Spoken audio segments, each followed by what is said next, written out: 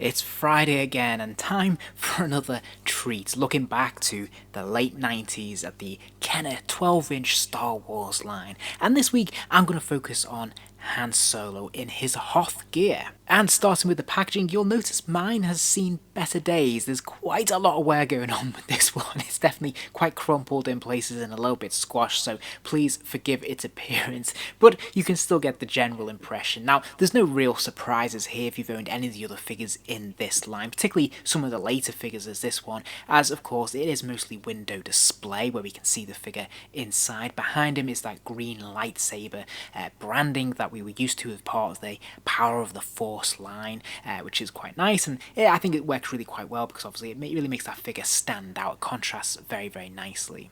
Of course, around the edges of the box we can see a Starfield there as well, and the Star Wars logo up front and centre. And as I always make the comment, it's a real shame that they moved away from having that gatefold flap that some of the earlier releases had, which was a really, really nice touch and added a little bit of extra dimension to this packaging. But hey, this is still absolutely fine. When we flip it over and we look at the side panel again, we can see they've adopted that consistent approach to this line where they have an image, a stock image from the film or of the character, taking up the majority of this packaging here, and you can stack these up on your shelf side by side, so you have a pretty diverse and fun range to look at if you want to save some shelf space but actually have the figures on display.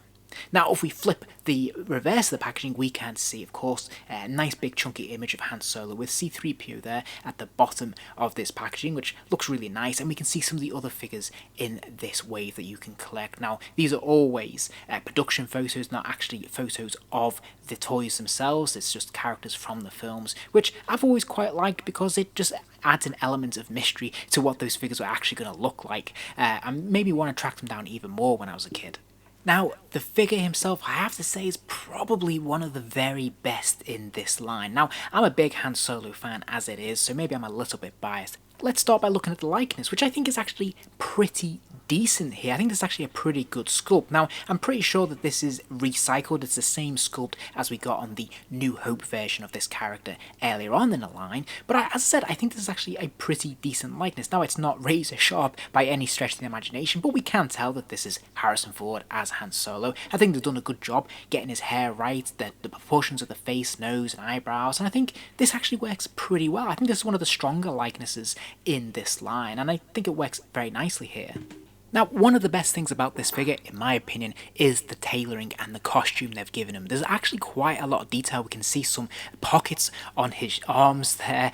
We can see this is actually quite padded and quite textured as a jacket, which is quite nice. There's lots of different colours and materials being used, which all contrast quite nicely. I like that scarf as well. I think that works pretty well. Again, adding another texture to this costume. But I particularly like the snow effect that has been dappled on his shoulders there as well. I think that looks really, really good. And best of all, these clothes seem to fit quite nicely. They feel like they're in proportion with his frame and his body, and maybe that's owing to the fact that these are sort of heavy winter clothes to see him through the cold of Hoth, but it seems to work quite well with these larger action figure frames that we see in this line, which always look a little bit clunky and a bit maybe too muscular. Here, it seems to work very nicely. He also has a fully functional hood which you can lift up over his head, which I think looks pretty cool, and I love this faux fur effect. It's really thick and bushy, and again, it looks pretty authentic, so again, top marks for this. Now, you'll probably recognise his holster, which is made of a sort of rubbery plastic kind of material, but actually quite nicely painted, all in all. And of course, his holster there that's strapped around his leg. We've seen this on a couple of other figures previously, not least the New Hope version of Han Solo. But again, it works very, very nicely here and holds his blaster nice and snugly. You'll also probably recognise this pointing hand as well, because the Luke Skywalker in Hoth Gear also came with this hand. Now, it actually is much more appropriate for Han Solo than for Luke Skywalker because, of course, Han Solo had that famous pointing finger. In fact, it's the Harrison Ford pointing finger, which you will notice in a great many of his films. So I think it's really cool that it's on this particular figure. I'm glad that they had the forethought to actually sculpt this in. I think that's really fun, and it looks really good. So I think they've done a nice job with this. And I also really like these rolled up cuff sleeves as well. And not least, I also like this communicator plastic piece that's actually sewn into this cuff as well. Now he does have chunky rubber boots, and I tend to bemoan this in this line because it usually affects the articulation, it affects how posable a figure is because they can't really stand freely. They need the aid of a stand to be able to be positioned at all if you're standing them up. That said though, this figure actually works quite well. The soles of these boots are actually very, very flat, they're not ridged at all, so he can stand freely. And in terms of the look and the aesthetic, it works really quite well because of course these are snow boots, they are supposed to be chunky and thick and warm. And again, as I said, with this costume, it all kind of looks in proportion for a change, so this actually looks pretty decent. Also, these are very different boots to the normal black boots that we get with this line. There's actually a bit more detailing, a few more paint apps, and we can even see they've bothered to give him a bit of snow effect on the soles of his feet there, which I think is really cool. As for articulation, well, he does have the standard straight swivel at the neck, so he can rotate his head all the way around if you want him to. Of course, he's got ball joints in the shoulders, so those arms do kick up and out. Now, you're going to have a little bit of a struggle because this costume's quite thick, quite padded, so you're going to have to persevere with it, but the functionality is there. You can get him into pretty much any position you want with the arms. Now, he also has a pin swivel at the elbow, so he can rotate his lower arm all the way around and bend it to 90 degrees, and then there is another pin swivel at the wrist there, so of course that rotates all the way around and it hinges forwards and backwards as well.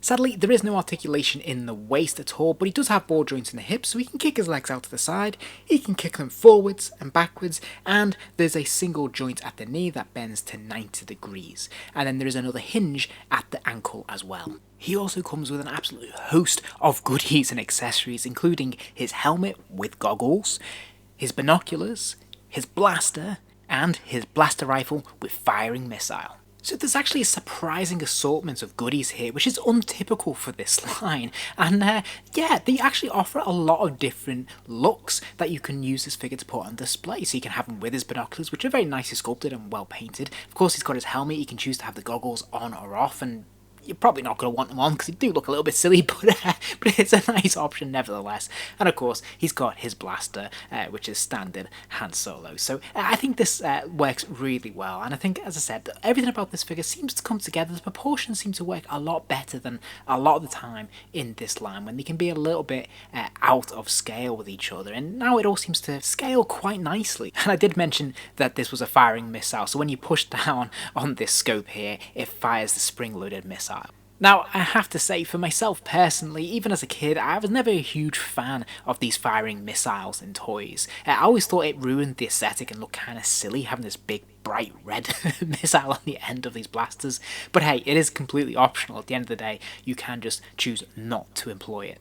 Oh, and before I forget, they also released a special edition of this figure, which was Han Solo and Tauntaun. So much like we saw with Luke Skywalker and the Wampa, this is obviously an oversized deluxe 12-inch action figure, because it came with a full-size 2-scale Tauntaun. I really wanted this when I was a kid. Sadly, I never got it. I do remember seeing it in Toys R Us and marveling at it, and it's quite impressive. It is a big package, this one, and I have to say this Tauntaun looks very, very cool. I would love to get my hands on this and look at this at some point in the future, so maybe I will. So there you have it.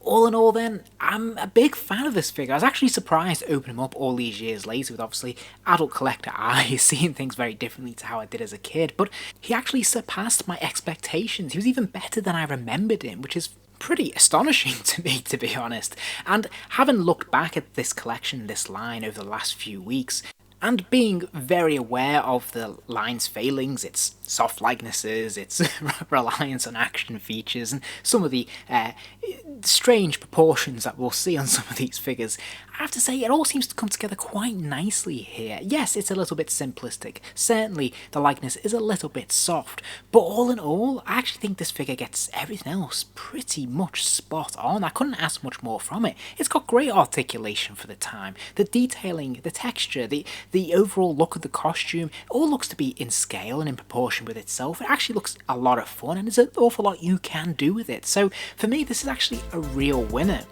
If you enjoyed this video, please do give it a like, and remember to subscribe, as there'll be plenty more videos soon.